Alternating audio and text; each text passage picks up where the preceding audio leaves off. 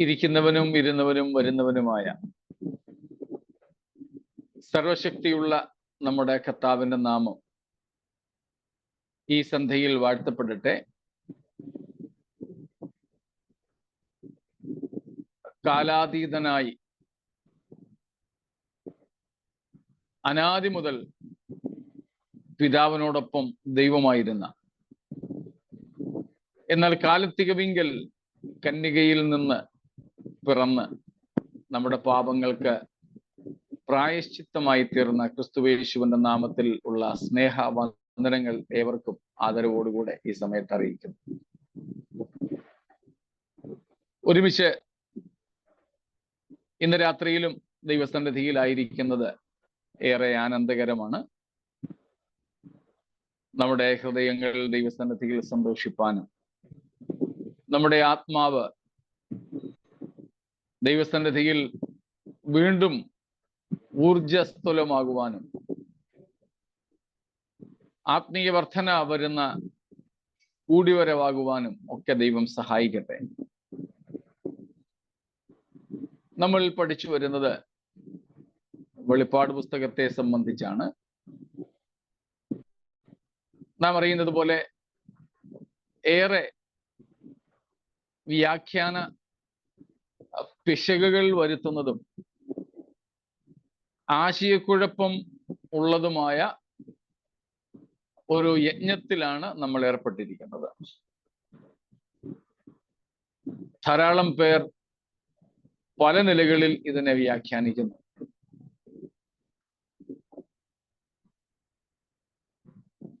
അടിസ്ഥാനപരമായി മാറുവാൻ പാടില്ലാത്ത കാര്യങ്ങൾ പോലും ചിലർ മാറ്റി പഠിക്കുകയും പഠിപ്പിക്കുകയും ചെയ്യുന്നു.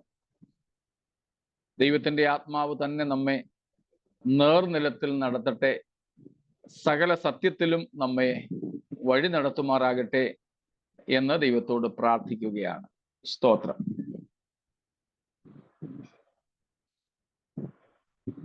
വെളിപ്പാട് പുസ്തകത്തിൽ നിന്ന് നാം 5-ാം അധ്യായം വരെ പഠിച്ചനന്തരം സഭയും മഹാപീഡനവും എന്ന വിഷയത്തെക്കുറിച്ചുള്ള ഒരു ചെറിയ ചിന്തയിലാണല്ലോ നാം ഇപ്പോൾ ഏർപ്പെട്ടിരിക്കുന്നത്. അതിൽ യേശുക്രിസ്തുവിന്റെ മടങ്ങിവരവിന് 2 പതനങ്ങൾ ഉണ്ടെന്ന് നമ്മൾ കണ്ടു. അവ തമ്മിലുള്ള താരതമ്യമാണ് നമ്മൾ നടത്തിക്കൊണ്ടിരിക്കുന്നത്. അതിൽ 14-ാമത്തെ കാര്യമായിരുന്നു നമ്മൾ പഠിച്ചുകൊണ്ടിരുന്നത്. ആ 14-ാമത്തെ കാര്യത്തിൽ നമ്മൾ കണ്ടത് യേശുക്രിസ്തു സഭയെ ചേർക്കുവാനായി വരുന്ന സമയത്ത്, അല്ലെങ്കിൽ ആ വരവോടുകൂടെ ക്രിസ്തുവിന്റെ ഈ ഭൂമിയിലെ 1000 ആണ്ട് വാഴ്ച ആരംഭിക്കുന്നില്ല എന്നും, എന്നാൽ ദൈവസഭയുമായി അല്ലെങ്കിൽ വിശുദ്ധന്മാരുമായി ഭൂമിയിലേക്ക് ഇറങ്ങി വരുന്ന ആ വരവിൽ സഹസ്രാബ്ദം സ്ഥാപിക്കപ്പെടും എന്നുമുള്ള കാര്യമാണ് നാം ഇന്നലെ വരെ ചിന്തിച്ചു കൊണ്ടിരുന്നത്. അതിൽ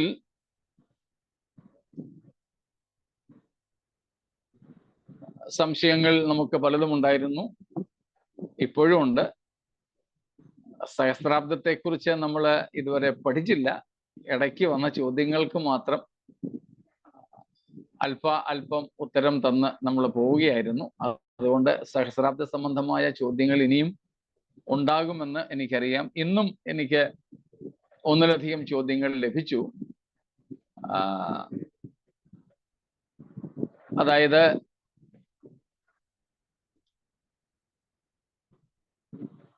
സാത്താനെ 1000 ആണ്ടേക്ക് മാത്രമായി എന്തുകൊണ്ട് ചങ്ങലക്കിടുന്നു, പിന്നെ എന്തിന് അല്പകാലത്തേക്ക് അവനെ അഴിച്ചുവിടുന്നു, അവനെ അഴിച്ചുവിടാതെ ഇനിയെങ്കിലും അങ്ങ് നശിപ്പിക്കരുതോ? ഇപ്പൊ തന്നെ നമുക്കങ്ങനെ ചിന്തയുണ്ട്. ഇപ്പൊ തന്നെ ഇവനെ അഴിച്ചുവിടേണ്ട ആവശ്യം പോലും ദൈവത്തിനുണ്ടോ? അന്നേ ദൈവത്തോട് മത്സരിച്ച് അന്ന് തന്നെ ഇവനെ അങ്ങ് ഇല്ലാതാക്കിയിരുന്നെങ്കിൽ, അല്ലെങ്കിൽ അന്നേ നരകത്തിൽ തള്ളിയിരുന്നെങ്കിൽ ഈ പൊല്ലാപ്പൊന്നും ഉണ്ടാകത്തില്ലായിരുന്നു, നമുക്ക് പ്രശ്നമില്ലായിരുന്നു, യേശുവിന് പോലും ഭൂമിയിലേക്ക് വരികയും മരിക്കുകയും വേണ്ടാതെ ഇരുന്നേനേം എന്നൊക്കെ ചിന്തിക്കാറുണ്ട്. അതുപോലെ തന്നെയാണ് ഒടുവിൽ ഇപ്പം 1000 കൊല്ലത്തേക്ക് അഗാധകൂപത്തിൽ അവനെ അങ്ങ് ചങ്ങലയ്ക്കിടുക. ഇനി എന്തിനാ അവനെ അഴിച്ചുവിടുന്നേ? അതും ഒരു അല്പകാലത്തേക്ക്. ആ സമയം അഴിച്ചുവിടുന്ന അല്പകാലം എന്നുള്ളത് അവൻ ആ സമയം കൊണ്ട് ഭൂതലത്തിലൊക്കെ ഊടാട് നടന്ന് എണ്ണമറ്റ തരത്തിൽ മനുഷ്യരുടെ ഹൃദയങ്ങളെ യേശുക്രിസ്തുവിനെതിരായിട്ട് തിരിക്കും, യുദ്ധത്തിനായിട്ട് അവരെ എല്ലാവരെയും വിളിച്ചു കൂട്ടും. ആ ഒരു ചിന്താഗതി ഒരു പക്ഷേ നമുക്കും ഉണ്ടായിരിക്കും. പണ്ട് തന്നെ സാത്താനെ അങ്ങ് ഇല്ലാതാക്കിയിരുന്നെങ്കിൽ നല്ലതായിരുന്നല്ലോ എന്ന്. നമ്മളുടെ ചോദ്യോത്തര വേളകളിൽ ഇതിന് ഉത്തരം നമ്മൾ പറഞ്ഞിട്ടുണ്ട്. അന്ന് ഇപ്പോഴുള്ള പലരും ഇല്ലായിരുന്നു എന്നുള്ളതും എനിക്കറിയാം. അതുകൊണ്ട് വിശദമാക്കാതെ ഒന്ന് തൊട്ടങ്ങ് വിടാം. സാത്താനെ കൊണ്ട് സാത്താൻ നമുക്കൊരു ഭീഷണിയാണെന്ന് തോന്നുന്നത് കൊണ്ടാണ് സത്യത്തിൽ നമ്മൾ അങ്ങനെയൊക്കെ ചിന്തിക്കുന്നത്. When we see the devil a threat, we think that if he could have been in the prison, in the hell, even at the very first revolt against God, ദൈവത്തോട് അവൻ മത്സരിച്ച് ആദ്യ സമയം തന്നെ അവനെ അങ്ങ് നരകത്തിൽ ഇട്ടിരുന്നെങ്കിൽ നമുക്കവനൊരു ഭീഷണിയായി തോന്നുന്നത് കൊണ്ടാണ് അങ്ങനെ ചിന്തിക്കാറ്.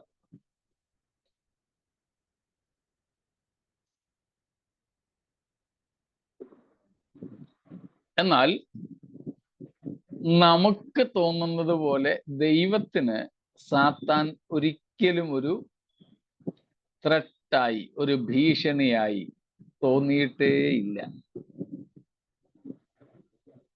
ഏറെ സന്തോഷകരമായ ഒരു കാര്യമാണത്. സാത്താൻ ദൈവത്തിന് ഒരിക്കലും ഒരു വെല്ലുവിളിയോ ഒരു ഭീഷണിയോ ആയിട്ടില്ല. പണ്ടും ഒരിക്കലും ആയിരുന്നില്ല, ഇപ്പോഴും അല്ല, ഭാവിയിലും ആയിരിക്കില്ല. മനസ്സിലാവല്ലോ? രണ്ടാമത്, സാത്താനെ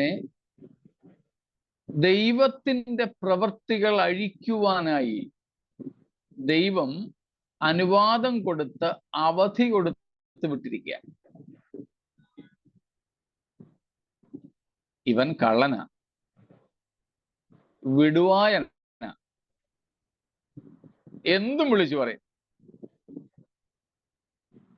ഇവൻ അങ്ങനെ ഒരു അവസരം കൊടുക്കാതെ അന്ന് തന്നെ, ദൈവത്തോട് മത്സരിച്ച അന്ന് തന്നെ ഇവനെ ബന്ധിച്ചിരുന്നെങ്കിൽ, അല്ലെങ്കിൽ നരകത്തിൽ തള്ളിയിട്ടിരുന്നെങ്കിൽ, അവൻ പറയത്തില്ലേ, എനിക്കൊരവസരം തന്നായിരുന്നെങ്കിൽ ഞാൻ ദൈവത്തിന്റെ മുഴുവൻ പദ്ധതികളെയും തകിടം മറിച്ച് കാണിക്കാമായിരുന്നു. അങ്ങനെ പിശാചിന് ദൈവത്തിനെതിരായി സംസാരിക്കുവാൻ ഒരവസരം ലഭിക്കാതിരിക്കേണ്ടതിന് ദൈവം അവന് ഒരു അവധി നിശ്ചയിച്ചു കൊടുത്തു. അവനെ ദൈവം തന്റെ പരമാധികാരത്തിൽ പരിമിതപ്പെടുത്തിയിരിക്കുന്നു. അവന്റെ കാലം, ശക്തി, പ്രവർത്തനം ഇവയെല്ലാം ദൈവം പരിമിതപ്പെടുത്തിയിരിക്കുന്നു. അതുകൊണ്ടാണ് യേശുകർത്താവിനോടും ഭൂതഗ്രസ്തരെ സൗഖ്യമാക്കിയ സമയത്ത് ഭൂതാത്മാക്കൾ ചോദിച്ചത്, നമുക്കറിയാമല്ലോ എന്താ ചോദിച്ചെന്ന്? സമയത്തിന് മുമ്പേ ഞങ്ങളെ ദണ്ഡിപ്പിക്കുവാൻ വന്നിരിക്കുന്നുവോ? അപ്പൊ സമയത്തിന് മുമ്പേ എന്ന് പറഞ്ഞാൽ ദൈവം അവയ്ക്കൊക്കെ പ്രവർത്തനത്തിനുള്ള സമയം, അവധി നിശ്ചയിച്ചു കൊടുത്തിരിക്കുന്നു. അതുകൊണ്ടാണ് വെളിപ്പാട് 12 നമ്മൾ വരുമ്പോഴും കാണുന്നത് സാത്താന് ഇനിയും അല്പകാലമേ ഉള്ളൂ എന്ന് അറിഞ്ഞ്, അല്പകാലമേ ഉള്ളൂ എന്നറിഞ്ഞ്. അപ്പോൾ സാത്താനും അവന്റെ ദൂതന്മാർക്കും ദൈവത്തിനെതിരായി പ്രവർത്തിക്കുവാൻ അവധി നിശ്ചയിച്ച് അവനെ വിട്ടിരിക്കുകയാണ്. അത് നിമിത്തം അവൻ ഒരിക്കലും അവകാശപ്പെടരുത്, വ്യാജമായി പോലും അവകാശപ്പെടരുത്, എനിക്ക് അല്പസമയവും കൂടെ തന്നിരുന്നെങ്കിൽ ഞാൻ ദൈവത്തിന്റെ മുഴുവൻ പരിപാടികളെയും ഉടച്ചു കളഞ്ഞേനെ, നരകത്തിൽ കിടന്നുകൊണ്ട് അവൻ ഇത് പറഞ്ഞേനെ. ഒന്ന് ഓർത്ത് നോക്കിക്കേ, അങ്ങനെ അവനൊരു അവകാശവാദം ഉന്നയിച്ചാൽ അതുകൊണ്ടുള്ള ദോഷം ആർക്കാ?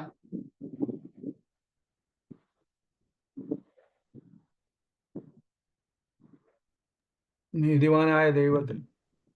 നീതിമാനായ ദൈവത്തിനാ. ദൈവം പേടിച്ച് ഇവനെ പെട്ടെന്ന് പിടിച്ച് കൂട്ടിലടച്ചെന്നേ പറയും. അങ്ങനെ പറയാൻ ഒരു അവസരം കൊടുക്കാതിരിക്കുക. അതുകൊണ്ട് തന്നെ അവൻ മത്സരിച്ച ആദ്യ സമയത്ത് അവനെ നഷ്ടമാക്കാതെ അവനെ പ്രവർത്തിക്കുവാൻ സ്വാതന്ത്ര്യം കൊടുത്ത് അവധി കൊടുത്ത് വിട്ടിരിക്കുന്നു. അതുതന്നെയാണ് 1000 ആണ്ട് വാഴ്ചയ്ക്ക് ശേഷവും അല്പകാലത്തേക്ക് അവനെ അഴിച്ചുവിടുന്നത്. മൂന്നാമത്തെ കാര്യം, ഒന്നാമത്തേതിനോട് ചേർന്ന് നിൽക്കുന്ന ഒന്നാണ്. ദൈവത്തിന്റെ പദ്ധതികളെ തകിടം മറിക്കുവാൻ സാത്താന് ഒരു തരത്തിലും സാധ്യമല്ല എന്ന ഉറപ്പ് ദൈവത്തിനുണ്ട്. ഉറപ്പ് ദൈവത്തിനുണ്ട്. ഒരു തരത്തിലും സാത്താന് ദൈവത്തിന്റെ ഹിതത്തെ ഇല്ലാതാക്കാൻ അല്ലെങ്കിൽ തകിടം മറിക്കുവാൻ കഴിയുകയില്ല എന്ന ഉറപ്പ് ദൈവത്തിനുണ്ട്.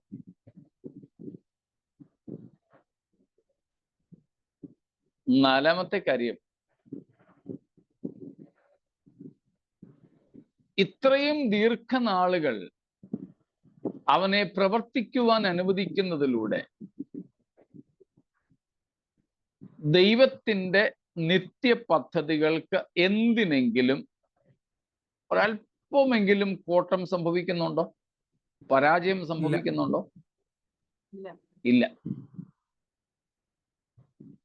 അപ്പോൾ ദൈവത്തിന് അധികം മഹത്വം സാത്താൻ ഇല്ലാത്ത ഒരു ലോകത്തിൽ തന്റെ പദ്ധതി നിവർത്തിച്ചെടുക്കുകയാണോ, അതോ ശക്തനായ എതിരാളി അഹോരാത്രം പണികഴിക്കുന്നതിനിടയിൽ ദൈവം തന്റെ പദ്ധതിയെ കേവലം മൺപൊടികളായ മനുഷ്യരിലൂടെ നിവർത്തിച്ചെടുക്കുന്നതിനാണ്? മനസ്സിലാവുന്നുണ്ടല്ലോ? Second option.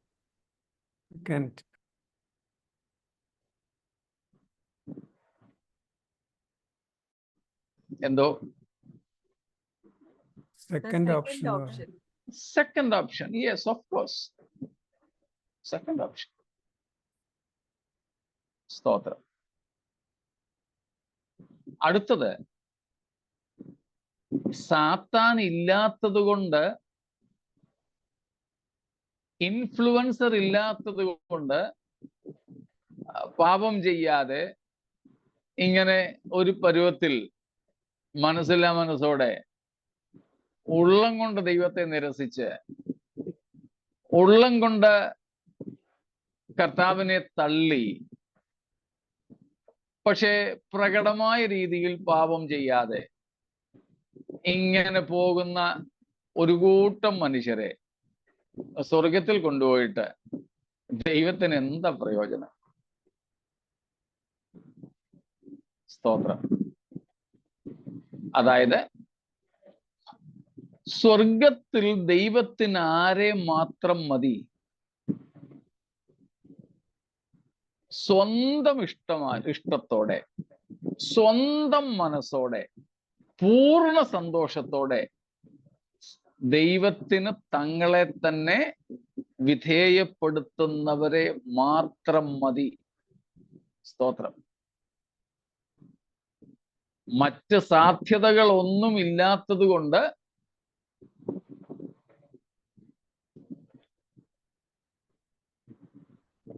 യേശുവിന്റെ അടുക്കലേക്ക് വരുന്നവരെ അല്ല കർത്താവിന് വേണ്ടത്.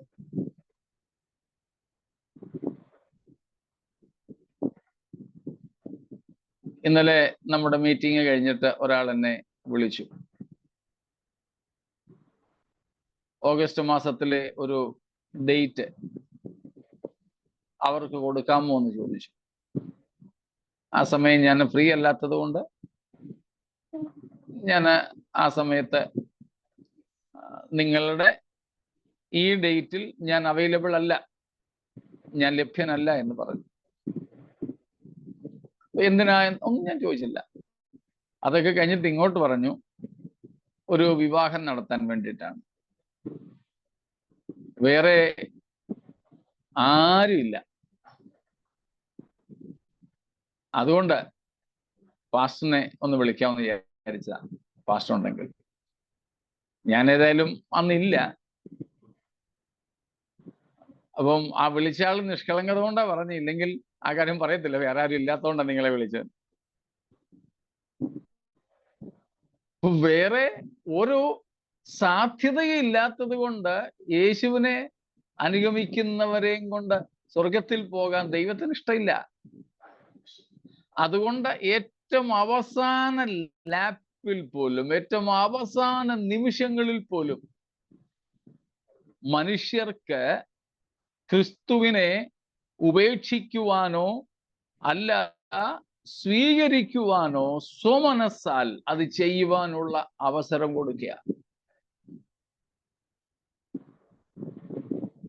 തിരഞ്ഞെടുപ്പിനുള്ള സ്വാതന്ത്ര്യം യേശു അവസാന നിമിഷത്തിലും കൊടുക്കുന്നു.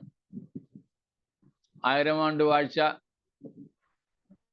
എൻ്റെ ഭരണത്തിന്റെ നന്മയൊക്കെ അനുഭവിച്ച നിങ്ങൾ ഇനിയും അങ്ങനെ വേറെ ആരും സേവിക്കേണ്ട, എന്നെ സേവിച്ചാൽ മതിയെന്നും പറഞ്ഞ് സ്വർഗത്തിലേക്ക് കൊണ്ടുപോകാൻ കർത്താവ് ആഗ്രഹിച്ചില്ല.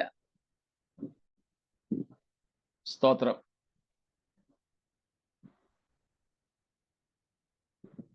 Unconditional love. പൂർണ്ണ മനസ്സോടെ, സുബോധത്തോടെ, സ്വന്തം മനസ്സോടെ സാത്താന്യമായ പ്രവൃത്തികളെയും ആലോചനകളെയും സ്വാധീനങ്ങളെയും വേണ്ടെന്ന് വെച്ച് ക്രിസ്തുവിനോടുള്ള തങ്ങളുടെ വിധേയത്വത്തെ വെളിപ്പെടുത്തുന്നവരെ മാത്രം മതി സ്വർഗത്തിലേക്ക്. അല്ലാതെ ഉള്ളവരെ സ്വർഗത്തിന് വേണ്ട. സ്തോത്രം. അതുകൊണ്ട് പ്രിയരെ, നമ്മളും മനസ്സുകൊണ്ട് കർത്താവിൽ നിന്നും അകന്ന് ഉള്ളം കൊണ്ട് പിന്മാറ്റക്കാരായി ദൈവത്തെ അക്ഷയമായിട്ടൊന്ന് സ്നേഹിക്കാൻ കഴിയാതെ ഒക്കെ ഇരിക്കുന്നവരാണെങ്കിൽ അങ്ങനെയുള്ളവരെയും കൊണ്ട് ദൈവം സ്വർഗത്തിൽ പോകും എന്നൊന്നും കരുതരുത്. പ്രത്യേകിച്ച് നമ്മൾ പാപം ഒന്നും ചെയ്തില്ലെങ്കിലും, ഓക്കെ, പ്രത്യേകിച്ച് ലിസ്റ്റിൽപ്പെട്ട പാപങ്ങളൊന്നും നാം ചെയ്തില്ലെങ്കിലും കർത്താവിനോട് സ്നേഹമില്ലാതെ മനഃപൂർവമായി ക്രിസ്തുവിനോട് പറ്റി നിൽക്കാതെ ഉള്ളം കൊണ്ട് മാറി മുടിയംപുത്രന്റെ ചേട്ടനെ പോലെ അപ്പന്റെ കൂടെ താമസിക്കുന്നെങ്കിലും അവന്റെ ഹൃദയം മുഴുവനും എവിടെയാ? ചങ്ങാതിമാരുമൊത്ത് മട്ടൺ ബിരിയാണി കഴിക്കുന്നതാ. മട്ടൺ ബിരിയാണി എന്നുള്ളത് ഞാൻ ഇന്നത്തെ അവള് കൂട്ടിച്ചേർത്തതാണ്. അവൻ പറഞ്ഞത് ഒരു ആട്ടിൻകുട്ടിയെ പോലും നീ എനിക്ക് തന്നിട്ടില്ലെന്ന്. അതുകൊണ്ട് ഞാൻ മട്ടൻ എന്ന് പറഞ്ഞു കേട്ടോ. അപ്പന്റെ കൂടെ താമസിക്കുന്നേ, പക്ഷേ അവന്റെ ഹൃദയം അപ്പന്റെ ഒപ്പം ഇല്ല. അങ്ങനെയുള്ളവരെയും കൊണ്ട് സ്വർഗത്തിൽ അനന്തകാലം, നിത്യകാലം കഴിയാൻ നിത്യദൈവത്തിന് പദ്ധതിയില്ല. സ്തോത്രം. ഇത്രയും കാര്യങ്ങള് മനസ്സിലായി കാണുമല്ലോ. ഇന്ന് പകൽ എനിക്ക് കിട്ടിയ ചോദ്യങ്ങളെല്ലാം ഇതിൽ വന്നു എന്നാണ് എൻ്റെ ചിന്ത, എൻ്റെ ഓർമ്മ ശരിയെങ്കിൽ.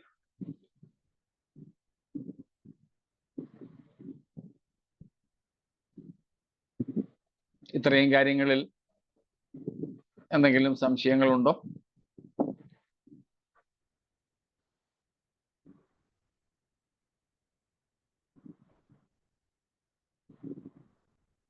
അല്ല, ഇത് തന്നെയല്ലോ ഏതെൻ തോട്ടത്തിലും ദൈവം മനുഷ്യർക്ക് വെച്ച സ്വയം തിരഞ്ഞെടുക്കാനുള്ള അവധി. എല്ലാവരും ദൈവത്തെ പറയും, അവിടെ എന്തിനാ അതവിടെ നട്ടു വളർത്തിയത്? തീർച്ചയായിട്ടും, തീർച്ചയായിട്ടും. Freedom of choice, free will, എന്നും നമുക്കെല്ലാവർക്കും അത് കർത്താവ് തരുന്നുണ്ട്. അങ്ങനെ ഫ്രീ വില്ലോടുകൂടെ വോളണ്ടിയറായി പൂർണ്ണ മനസ്സോടെ കർത്താവിനെ തിരഞ്ഞെടുക്കുന്നവരെ മാത്രം മതി സ്വർഗത്തിന്.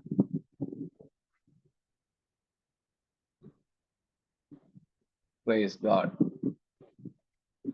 No robots. സ്വിച്ചിടുമ്പോൾ യജമാനന്റെ ഇഷ്ടത്തിനനുസരിച്ച് കറങ്ങുന്ന, പ്രവർത്തിക്കുന്ന ഒരു യന്ത്രമായിട്ടല്ല ദൈവം നമ്മെ സൃഷ്ടിച്ചത്. അത് അവസാന നിമിഷം വരെ അങ്ങനെ തന്നെ ചെയ്യും. സാത്താനെ ഏറ്റവും ഒടുവിൽ അഴിച്ചുവിടുന്നത് സാത്താനോടുള്ള എന്തെങ്കിലും പ്രത്യേക കരുതലോ ഒന്നുമല്ല, പക്ഷേ മനുഷ്യനോട് അപ്പോഴും ദൈവത്തിനുള്ള കരുതലാണ് വെളിപ്പെടുന്നത്.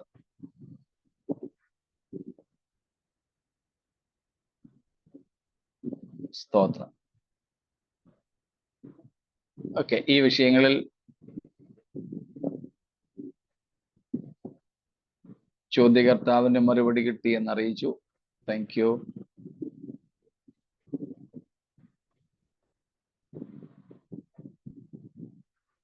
മറ്റൊന്നും ഇല്ലല്ലോ. എങ്കിൽ 15ാമത്തേതിലേക്ക് നമുക്ക് പോകാം. 15th Rufus.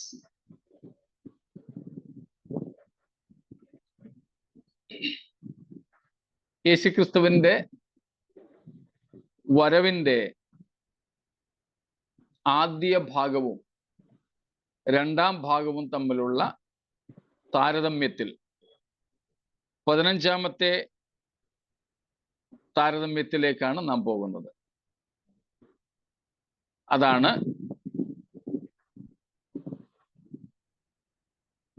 യേശുക്രിസ്തു സഭയ്ക്ക് വേണ്ടി വരുമ്പോൾ വിശുദ്ധന്മാർ ക്രിസ്തുവിനോട് കൂടെ സ്വർഗത്തിലേക്ക്, പിതാവിന്റെ ഭവനത്തിലേക്ക് പോകുന്നു.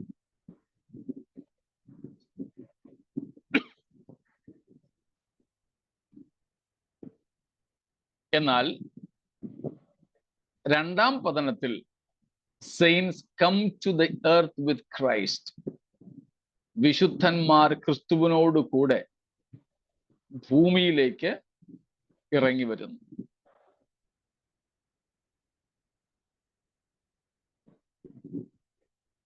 നമ്മളത് കണ്ടു കഴിഞ്ഞതാണല്ലോ.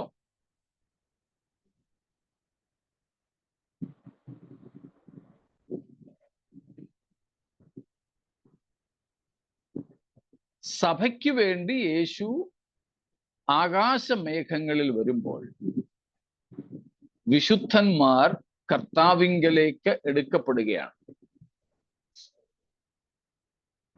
കർത്താവ് അവരെയും കൊണ്ട് പിതാവിന്റെ ഭവനത്തിലേക്ക് പോകും. പല ആവർത്തി നമ്മൾ കണ്ടതുപോലെ ഒരു നല്ല ദൃഷ്ടാന്തമാണ് അതിനു വേണ്ടി ഇസഹാക്കിന്റെ വിവാഹം. നമ്മൾ പല ആവർത്തി കണ്ടല്ലോ. എലയാസറിനോട് കൂടെ റിബേക്ക ഇസഹാക്കിന്റെ കൂടാരം അല്ലെങ്കിൽ വീട് ലക്ഷ്യമാക്കി വരുന്നു.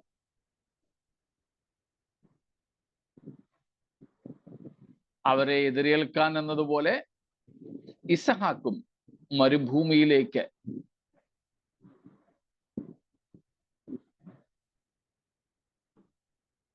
വഴിയിൽ വെച്ച് ഇരുകൂട്ടരും തമ്മിൽ കണ്ടുമുട്ടുന്നു. അവരുടെ സന്തോഷം പൂർണ്ണമാകുന്നു. ഇസഹാക്ക് റിബേക്കയെയും കൂട്ടി തന്റെ കൂടാരത്തിലേക്ക് പോവുകയും ചെയ്യുകയാണ്. ഒരു നല്ല സാദൃശ്യമാണത്. അപ്പോൾ വിശുദ്ധന്മാർ കർത്താവിനോട് കൂടെ സ്വർഗത്തിലേക്ക് എടുക്കപ്പെടുന്നു. ആകാശ മേഘങ്ങളിലേക്ക് എടുക്കപ്പെടുന്നു. അവിടെ നിന്ന് കർത്താവ് അവരെയും കൂട്ടി സ്വർഗത്തിലേക്ക് പോകുന്നു. എന്നാൽ രണ്ടാമത്തെ ഭാഗത്ത് നാം കാണുന്നു വിശുദ്ധന്മാർ കർത്താവിനോട് കൂടെ ഭൂമിയിലേക്ക് ഇറങ്ങി വരുന്നു. അതും നമ്മൾ പല ഭാഗങ്ങളിൽ നിന്നും പല വാക്യങ്ങളിൽ നിന്നും കാണുകയുണ്ടായതാണ്. അതിൽ വേറെ വിശദീകരണങ്ങളുടെ ആവശ്യം ഉണ്ടോ?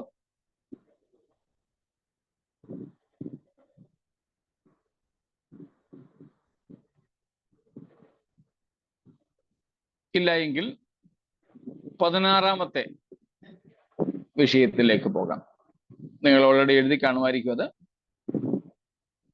16-ാമത്തെ സംഗതിയാണ് യേശുക്രിസ്തു ആകാശമേഘങ്ങളിൽ പ്രത്യക്ഷപ്പെടുന്നത്.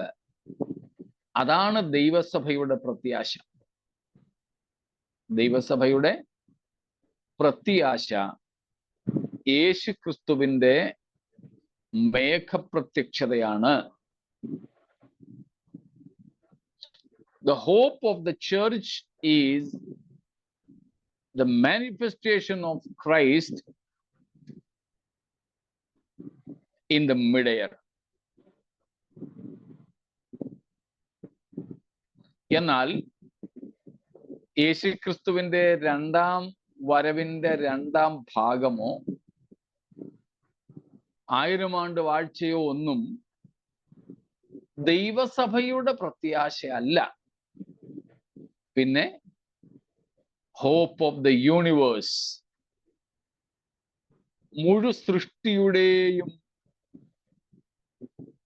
പ്രത്യാശയാണ്. അതും നമ്മൾ റോമാലേഖനം 8-ാം അധ്യായം 19-ാമത്തെ വാക്യം മുതൽ പല പ്രാവശ്യം കണ്ടതാണല്ലോ.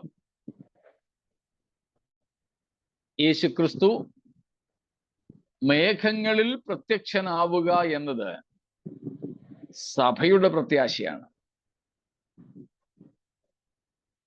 എന്നാൽ ഭൂമിയിലേക്ക് വിശുദ്ധന്മാരുമായിട്ട് ഇറങ്ങി വരിക, അത് സകല സൃഷ്ടിയുടെയും പ്രതീക്ഷയാണ്. എല്ലാ സൃഷ്ടികളും ഈറ്റുനോവോടെ ഇരിക്കുന്നു. എന്തിനാണെന്ന് നമ്മൾ കണ്ടു. ദൈവപുത്രന്മാരുടെ വെളിപ്പാടിന് വേണ്ടി. എന്ന് വെച്ചാൽ വീണ്ടെടുപ്പിന് വേണ്ടി. വീണ്ടെടുപ്പിന് വേണ്ടി ദൈവപുത്രന്മാരുടെ തേജസ്സിലെ പ്രത്യക്ഷം. അതിന്റെ വിവരണവും നമ്മൾ കഴിഞ്ഞ ദിവസങ്ങളിൽ കണ്ടതായിരുന്നുവല്ലോ. ഈ ആഴ്ച തന്നെയായിരുന്നു നമ്മൾ നോക്കിയതല്ലേ. അതുകൊണ്ട് അതിനും വിശദീകരണങ്ങൾ വേണ്ടായിരിക്കും എന്ന് ഞാൻ കരുതുന്നു. വേണമെങ്കിൽ ചോദിച്ചാട്ടെ.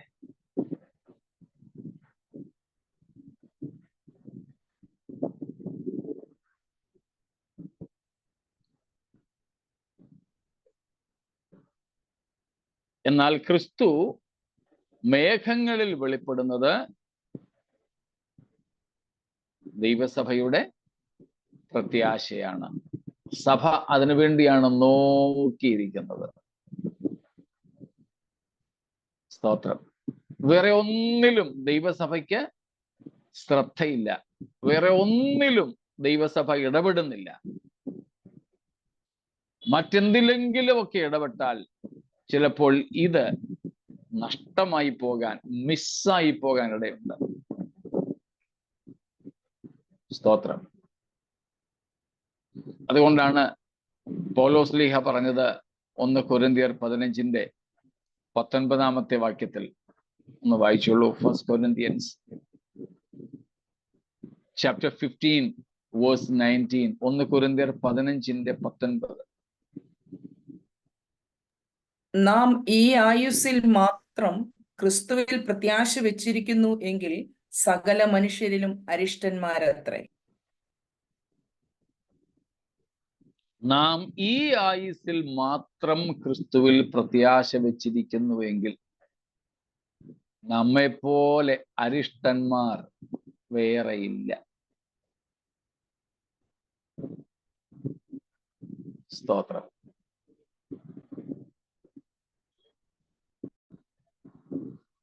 ഒരു ക്രിസ്ത്യാനിയുടെ പ്രത്യാശ യേശു ക്രിസ്തു മണവാളനായി പ്രത്യക്ഷപ്പെടുക എന്നുള്ളതാണ്. തേജസ്സോടെ, പരമാധികാരത്തോടെ, രാജാധിരാജാവും കർത്താധികർത്താവുമായി യേശുവിന്റെ വെളിപ്പാട്, യേശുവിന്റെ പ്രത്യക്ഷത. അതാണ് ദൈവത്തിന്റെ സഭ കാത്തിരിക്കുന്ന പ്രത്യാശ. ആ പ്രത്യാശയാണല്ലോ നമുക്കുള്ളത്. സ്തോത്രം.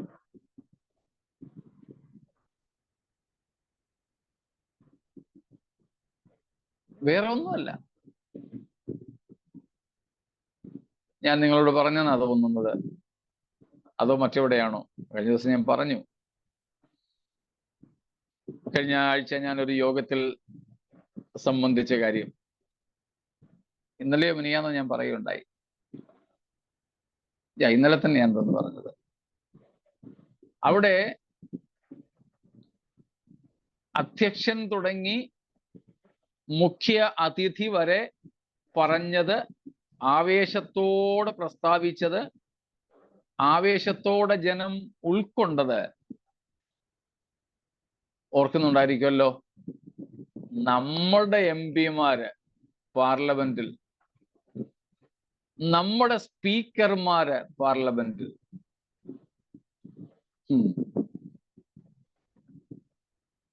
സ്തോത്രം.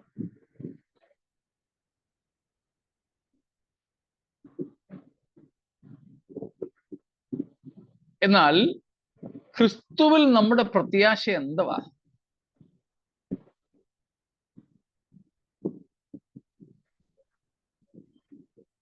ഇന്ന് ഞാനൊരു മറ്റൊരിടത്തൊരു സന്ദേശം ഇതേ വിഷയത്തെ ആസ്പദമാക്കിക്കൊണ്ട് ചെയ്തു. ഇതേ വാക്യം എടുത്തുകൊണ്ട് ഞാൻ അന്നേരം ഞാൻ പറഞ്ഞ 3 കാര്യം നിങ്ങളോടും കൂടെ പറയാം.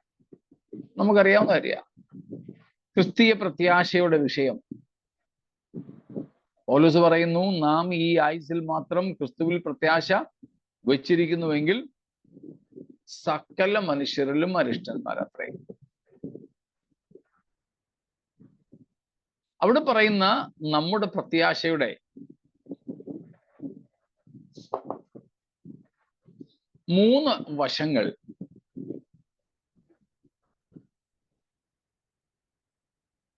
resurrection of our body, a transformation of our body.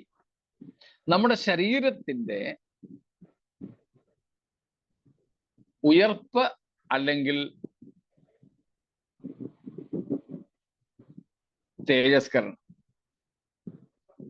നമ്മുടെ പ്രത്യാശയുടെ 3 പ്രധാനപ്പെട്ട ഭാഗങ്ങൾ. വിശുദ്ധന്മാരുടെ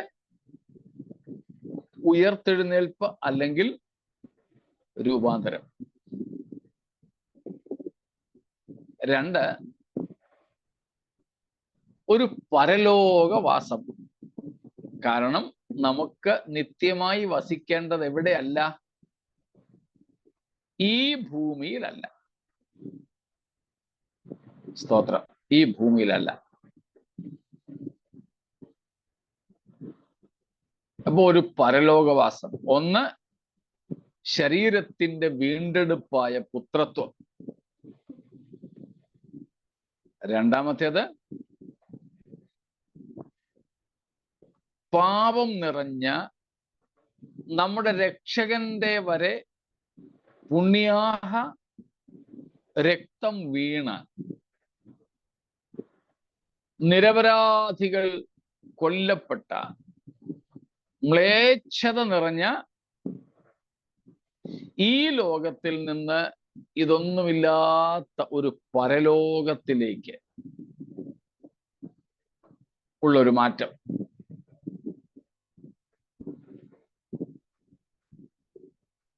ഈ ആദ്യം പറഞ്ഞ 2 എണ്ണത്തിനും അടിസ്ഥാനമായിരിക്കുന്ന ഘടകം എന്തുവാ?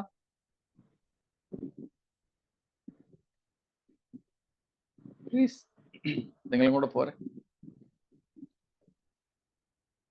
മേഘപ്രത്യക്ഷത. Praise God. നമ്മുടെ കർത്താവായ യേശുവിന്റെ മേഘപ്രത്യക്ഷതയാണ്. അതാണ് ആദ്യത്തേത് 2 മനസ്സിലാക്കാൻ വേണ്ടി ആദ്യം പറയേണ്ടത് ഞാൻ ഒടുവിൽ പറഞ്ഞതേ ഉള്ളൂ. യേശുവിന്റെ മേഘപ്രത്യക്ഷതയാണ് key to all future events. സകല ഭാവി പരിപാടികളുടെയും താക്കോൽ സംഭവമാണ് നമ്മുടെ കർത്താവിന്റെ വരവ്. സ്തോത്രം. ഇത് ദൈവസഭയുടെ പ്രത്യാശയാ. യേശു മേഘങ്ങളിൽ വരും. യേശു മണവാളനായി വരും. യേശു രക്ഷിതാവായി വരും. സ്തോത്രം. യേശു രാജാവായി വരും. മനസ്സിലായോ?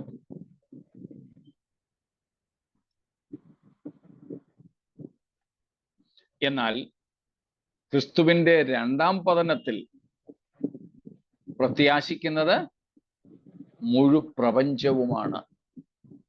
മുഴുപ്രപഞ്ചവുമാണ്. അതും മറ്റൊന്നിനും വേണ്ടിയല്ല.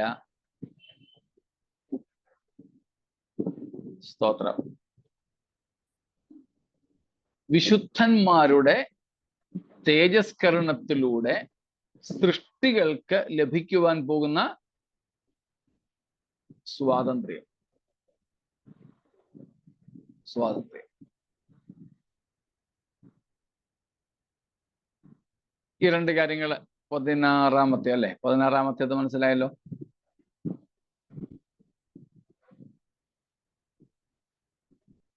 ഇത്രയും കാര്യങ്ങളിൽ എന്തെങ്കിലും സംശയങ്ങളുണ്ടോ?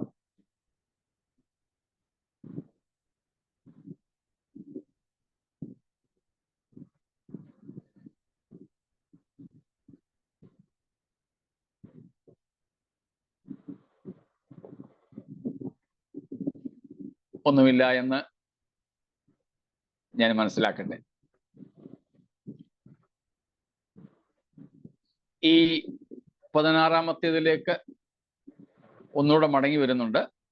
17-ാമത്തേതും കൂടെ പറഞ്ഞു തീർത്തിട്ട് 17-ാമത്തേതാണ് നാം എല്ലാവരും അറിയുന്നത് പോലെ കർത്താവിന്റെ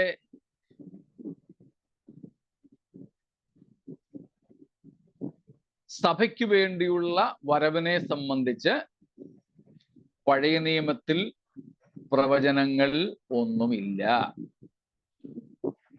No prophecies found in the Old Testament regarding Christ's advent for the church.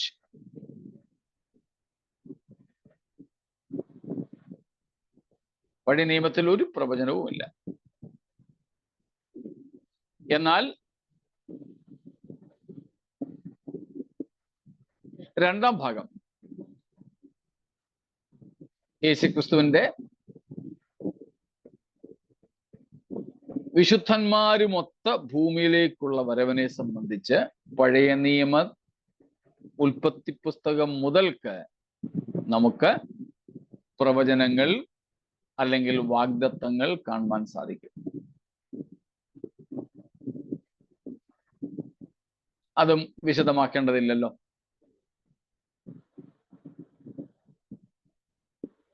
അപ്പോൾ ഈ 17 താരതമ്യങ്ങൾ നമ്മൾ നടത്തിയതിൽ എന്തെങ്കിലും മനസ്സിലാകാതെ പോയെങ്കിൽ ചോദിക്കാം, ഇല്ലെങ്കിൽ അതിനോട് ചേർത്ത് 1-2 കാര്യങ്ങൾ കൂടെ പറഞ്ഞ് നമുക്ക് ഇന്നത്തെ ക്ലാസ് അവസാനിപ്പിക്കാം.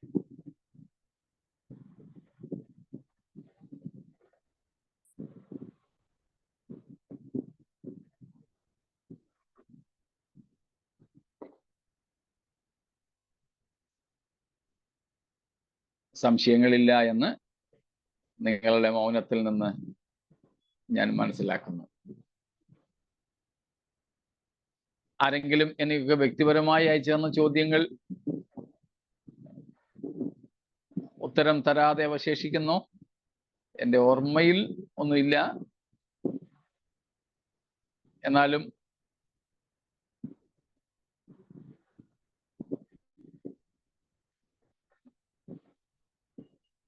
ഒന്നുമില്ല.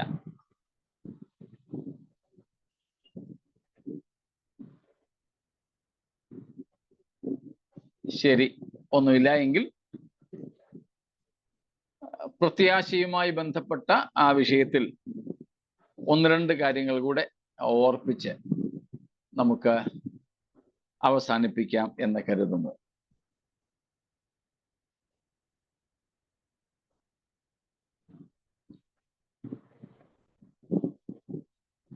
ഈ ഹോവിറ്റ് എന്ന് പറയുന്ന ഒരു ദൈവദാസൻ, ഈ ഹോവിറ്റ്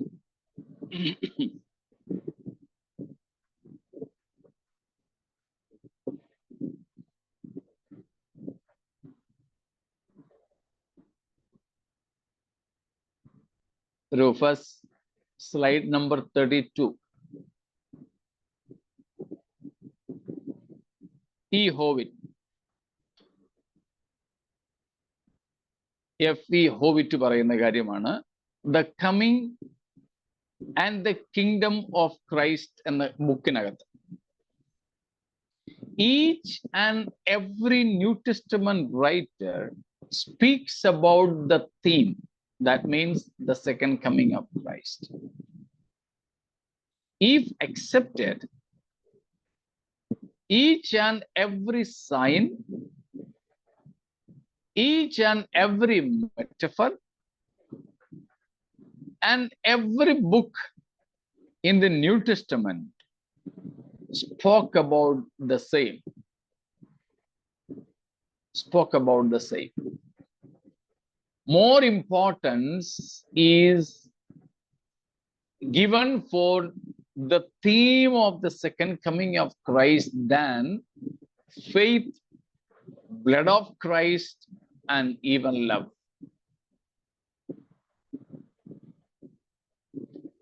F.E. Howitt പറയുന്നത് പുതിയ നിയമത്തിലെ ഓരോ എഴുത്തുകാരനും, അത് നമ്മൾ കണ്ടതാണല്ലോ, 8+1 റൈറ്റേഴ്സ് യേശുവിന്റെ മടങ്ങി വരവിനെ പറ്റി പറഞ്ഞിട്ടുള്ളത്.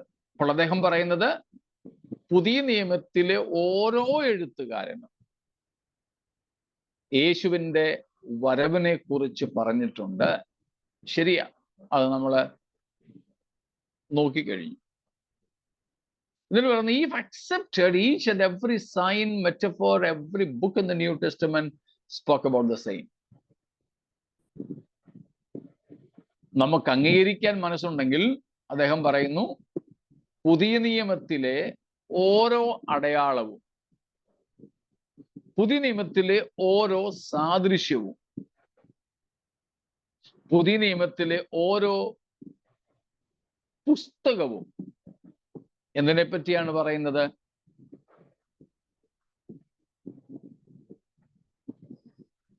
ക്രിസ്തുവിനെ ഇവിടെ കുറിച്ച്, ക്രിസ്തുവിന്റെ വരവിനെ കുറിച്ച്. ക്രിസ്തുവിന്റെ വരവ്, ക്രിസ്തുവിന്റെ മേഘപ്രത്യക്ഷതയെ കുറിച്ച്, മണവാളനായി ക്രിസ്തു വരുന്നതിനെ കുറിച്ച്. വിശ്വാസം എന്ന വിഷയത്തെക്കാളും യേശുവിന്റെ രക്തം എന്ന വിഷയത്തെക്കാളും എന്തിനേറെ സ്നേഹം എന്നതിനേക്കാളും അധികം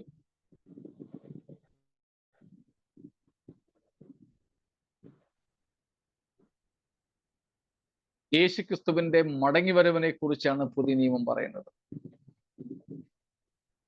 സ്തോത്രം. മനസ്സിലാവുന്നുണ്ടല്ലോ?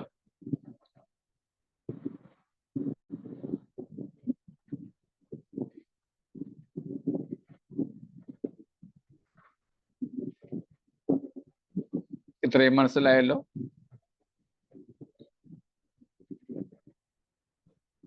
എങ്കിൽ 2-3 കാര്യങ്ങൾ കൂടെ. മോനെ, സ്ലൈഡ് 35.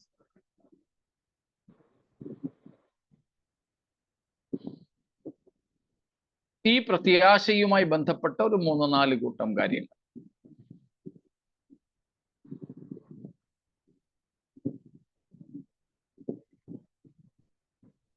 ഈ 35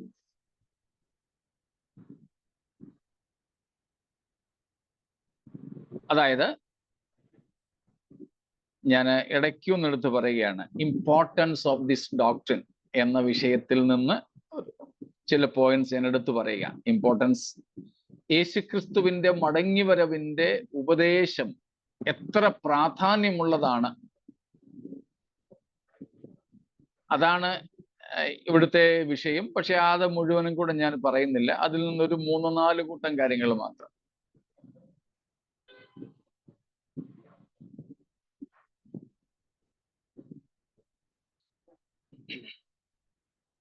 അതിൽ ഒന്ന്,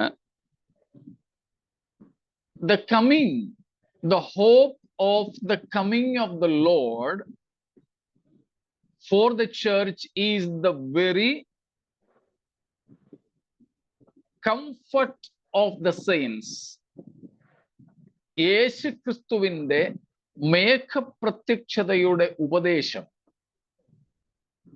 വിശുദ്ധന്മാരുടെ ആശ്വാസമാണ്. സ്തോത്രം. നമുക്കറിയാവുന്ന വാക്യമാണെങ്കിലും ഒന്ന് വായിച്ചോളൂ.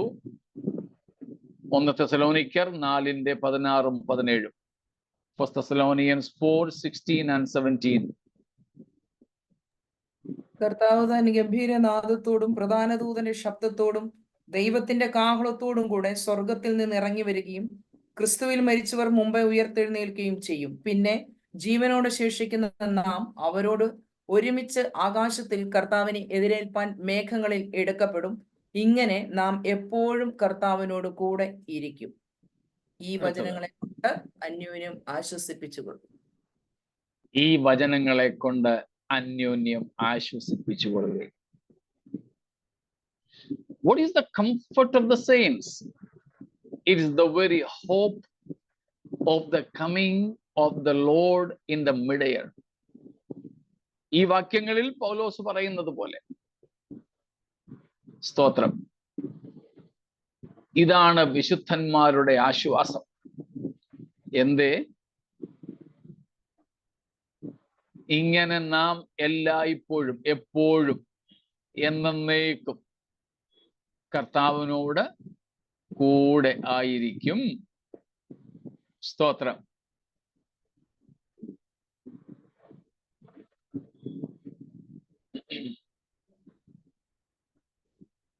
മനസ്സിലാവുന്നുണ്ടല്ലോ?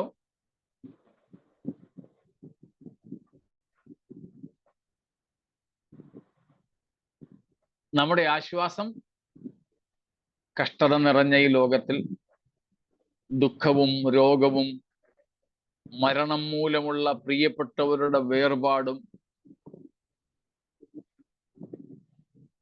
ഇതൊക്കെ നിറഞ്ഞ ഈ ലോകത്തിൽ നമുക്ക് വിശുദ്ധന്മാർക്കുള്ള ആശ്വാസം എന്താണ്? നാം എപ്പോഴും അൺമ്യൂട്ട് ചെയ്തിട്ട് പറഞ്ഞു. ഇങ്ങനെ നാം എപ്പോഴും കർത്താവിനോട് കൂടെ. സ്തോത്രം. നാം എപ്പോഴും കർത്താവിനോട് കൂടെ ആയിരിക്കും. കർത്താവിനോട് കൂടെ നമ്മെ ആക്കുന്നത് എപ്പോഴാണ്? കർത്താവ് താൻ ഗംഭീരനാദത്തോടെ സ്വർഗത്തിൽ നിന്ന് ഇറങ്ങി വരുമ്പോഴാണ്. ക്രിസ്തുവിൽ മരിച്ച വിശുദ്ധന്മാർ ഉയർത്ത്, ജീവനോടിരിക്കുന്ന വിശുദ്ധന്മാർ രൂപാന്തരപ്പെട്ട് ഇരുകൂട്ടരും കൂടെ പറന്ന് എവിടേക്ക് ഉയരുമ്പോൾ? ആകാശത്തിൽ നമ്മുടെ കർത്താവിനെ എതിരേൽക്കുവാൻ മേഘങ്ങളിൽ എടുക്കപ്പെടുമ്പോഴാണ്. സ്തോത്രം. Praise God. Of course, it thrills, it cheers the believer. It should. ഈ കാര്യങ്ങൾ ഒരു ക്രിസ്തു ഭക്തനെ ഭയങ്കരമായിട്ട് ത്രസിപ്പിക്കണം. പക്ഷെ ഇന്ന് സത്യത്തിൽ ഈ ത്രസിപ്പിക്കലൊക്കെ ഉണ്ടാകുന്നത് എപ്പോഴാണ്?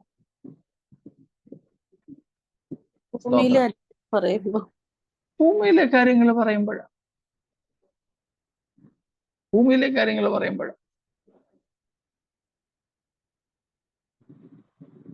സ്തോത്രം. പക്ഷെ അല്ല, ഒരു യഥാർത്ഥ ഭക്തന്റെ ആ രസം, അവന്റെ ഉത്തേജനം, അവന്റെ ആശ്വാസം, അവന്റെ പ്രോത്സാഹനം ഒക്കെ ഉണ്ടാവുന്നത് ഈ കർത്താവിന്റെ വരവിനെ പറ്റി, കർത്താവിനോട് കൂടെയുള്ള നമ്മുടെ വാസത്തെ പറ്റി ഒക്കെ പറയുമ്പോഴാണ്. ഇതാണ് സഭയുടെ പ്രത്യാശ എന്ന് പറയുന്നത്. സ്തോത്രം. Praise God.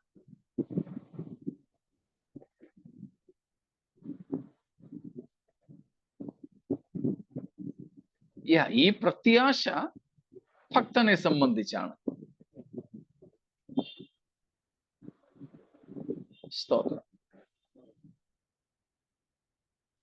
ഈ ഒരു പ്രത്യാശയോ വിശ്വാസമോ ഇല്ലാത്ത ഒരു അവിശ്വാസിയെ സംബന്ധിച്ച് ഇത് ഒരു തരത്തിലും അവനെ ബാധിക്കുന്നില്ല. നെഗറ്റീവായിട്ട് പോലും അവനെ ബാധിക്കുന്നില്ല. വിശ്വസിക്കുമ്പോഴാണ് കുറഞ്ഞ പക്ഷം അയ്യോ ഞാൻ ഇതിന് യോഗ്യനല്ലല്ലോ എന്ന ഭയം അവനുള്ളതാകുന്നത്. എന്നാൽ വിശ്വസിച്ച് പ്രത്യാശയോടെ ഇരിക്കുന്ന ഒരു ഭക്തൻ, ഇതാണ് ആശ്വാസം. എന്തൊക്കെ ജീവിതത്തിൽ സംഭവിച്ചാലും അപ്പോഴൊക്കെ ഇത് അവൻ ഓർക്കും. ഇങ്ങനെ നാം എപ്പോഴും കർത്താവിനോട് കൂടെ ആയിരിക്കും. അവൻ ആശ്വാസം പ്രാപിക്കാനായിട്ട് സാധിക്കും. സ്തോത്രം.